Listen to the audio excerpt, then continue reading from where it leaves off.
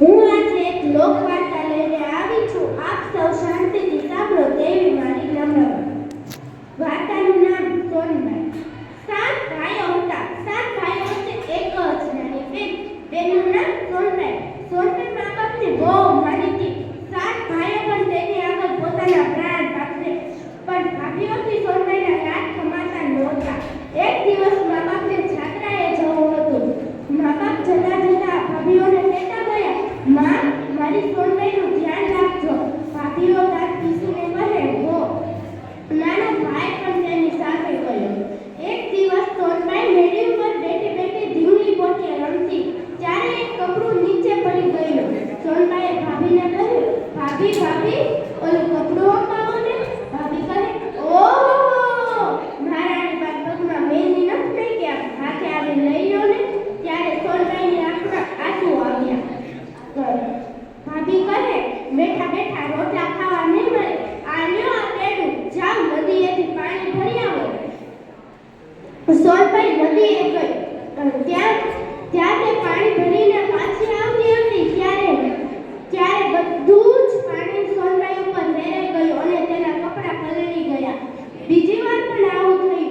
ત્રીજી વાર બધું સરખું ચાલતું હતું ત્યારે ભાભીએ સોનબાઈનો ગોળો ફોડી નાખ્યો અને સોનબાઈ પછી નદી કિનારે ઝાડ નીચે બેઠી બેઠી રડવા માંડી.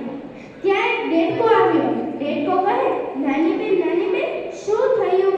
સોનબાઈ કહે, મારે પાણી ભરી જવાનું છે અને ભાભીએ ગોળો ફોડી નાખ્યો છે. હું કેમ ભરી જાઉં? દેડકો કહે, એમાં શી વાત, હું બેસી થઈશ તારા ગોળામાં અને એક પણ ટીપું પાણી નહીં વેરાવા દઉં. સોનબાઈ પછી પાણી ભરીને ઘરે ગઈ. બીજો દિવસ થયો. ભાભીએ ઘણા બધા કપડાં આપ્યા અને કીધું, આ લ્યો, જાઓ અને ધોઈ આવો. બગલાની પાંખ જેવા ધોળા કરી લાવજો. જો એક પણ ડાઘ રહેશે ને તો પ્રાણ કાઢી નાખીશ. સોનબાઈ તે લઈને નદી કિનારે ગઈ અને ત્યાં બેઠી બેઠી રડવા માંડી. ત્યાં એક બગલો આવ્યો. બગલો કહે, નાની બેન, શું થયું? સોનબાઈ કહે, ભાભીએ કપડાં આપ્યા છે. બગલાની પાંખ જેવા ધોળા કરવાના છે. જો એક પણ ડાઘ રહેશે ને તો ભાભી પ્રાણ કાઢી નાખશે. તો બગલો કહે, એમાં શી વાત, એટલું કહેતા જ કે ત્યાં અફરાફાટ બગલાઓ આવ્યા અને પહેલા બગલાએ કીધું કે લઈ લો ભાઈઓ બધા એક એક કપડું, અને થોડી જ વારમાં બધા બગલાએ બગલાની પાંખ જેવા ધોળા કરી નાખ્યા. સોનબાઈ તે લઈને ઘરે ગઈ.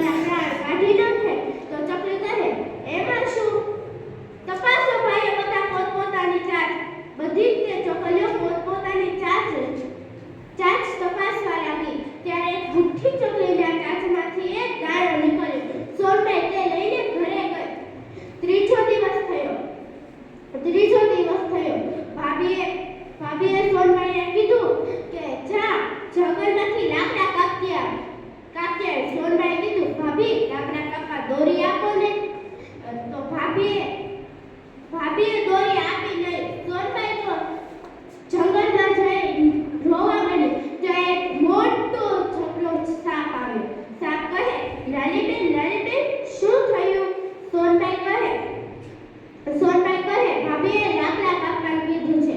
લાકડાનો ભારો હલાવવા